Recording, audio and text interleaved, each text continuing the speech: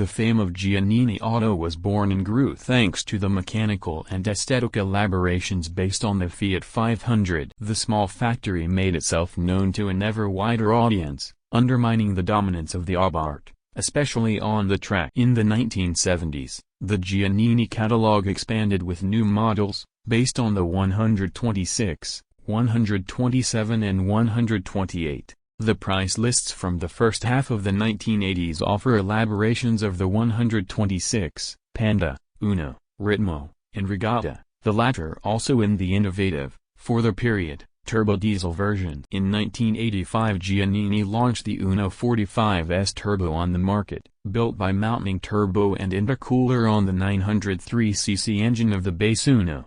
Characterized by an eye-catching bodywork, this car developed 78 horsepower and exceeded 175 km/h with considerable acceleration. After an interlude of a few years, in March 1990, Giannini anticipates some sketches that show a decidedly elaborate second series Uno Turbo. The car was presented at the Turin Auto Show that same year and was baptized Giannini Torino, in honor of the city that gave birth to Fiat. More than a simple elaborate utility car, the Giannini Torino appears as a small supercar, designed by intervening not only on the aesthetics, but on the entire car, in order to create an exclusive and top-of-the-range product in a market, that of elaborate cars, which grows immeasurably throughout the European territory. Carried out in Giannini under the supervision of engineer Armando Palanca, the project by Giannini Torino required over 1,300 hours to study and build the aerodynamic profiles and a further 200 hours to develop the mechanicals and dynamics of the car. The bodywork is characterized by various modifications, made with an evident aesthetic sense and particular attention to aerodynamics. The silver color of the first specimen highlights the particular care of the realization. The aggressive and smooth front bumper has a sophisticated design to improve aerodynamic penetration and channel air towards the bottom of the car. It is well connected to the widened wheel arches.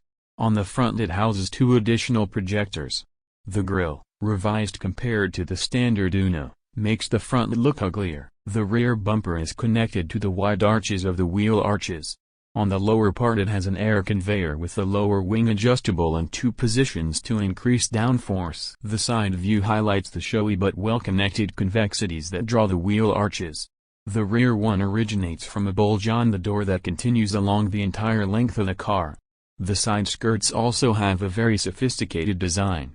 The front wheel arches have a large slot which has the purpose of eliminating the heat accumulated by the mechanicals. The bottom of the car is completely faired to increase aerodynamics, and is designed to increase the downforce and the smoothness of the car at speed. The tailgate integrates a discrete spoiler, built in the style of that of the first Uno Turbo. The study of design and aerodynamics, carried out by the Giannini Technical Development Department, has led to a CX of 0.27, an absolutely significant value, excellent for such a compact car. The cockpit of the Giannini Torino. It includes the front seats made by Sparco, upholstered in black leather and velvet on the central part. The steering wheel is a 3-spoke Lucy with a diameter of 35 cm and a crown covered in black leather with white stitching. The gear knob is specific and recalls that of the sports Lancias of the 80s. The carpet is red. The 4-point SamBellamy seat belts and the perforated aluminum pedals complete the racing characterization. A refined hi-fi system is also provided. The mechanical interventions start from the engine, which is essentially the same as the Uno Turbo normally in production. The development of the Giannini involved cylinder head, valves, exhaust and improvements to the electronic management and supercharging. The power has risen from the original 118 to 148 horsepower, again at 6,000 revolutions per minute, while the torque has undergone a substantial increase from 16.8 kilograms at 3,500 revolutions per minute to 22 kilograms at 3,800 revolutions per minute. The exterior appearance of the engine has also been taken care of, and shows the tappet cover, the air duct and the control unit painted red. The gearbox remains the standard one, while the brakes are slightly enhanced. The setup undergoes more incisive changes. Sportier shock absorbers and variable pitch springs are flanked by oversized anti-roll bars on both axles.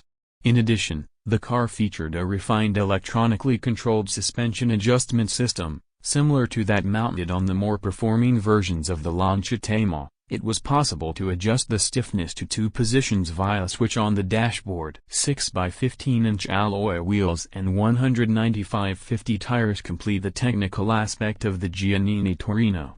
The weight of the car was 770 kilograms declared, compared to the 925 declared by Fiat for the Uno Turbo. Giannini claimed a top speed of over 220 km/h, while it did not release data on acceleration and recovery. Based on theoretical calculations, Torino. It sprinted from 0 to 100 km/h in about 7 seconds and covered the km from standstill in 28 seconds. The car was to be sold at a price of approximately 30 million Italian lira, compared to the approximately 19 needed for the purchase of a production Fiat Uno Turbo. But in the official lists of Giannini it never appeared. There is no precise data on the number of specimens produced. Some sources speak of a number between 10 and 30.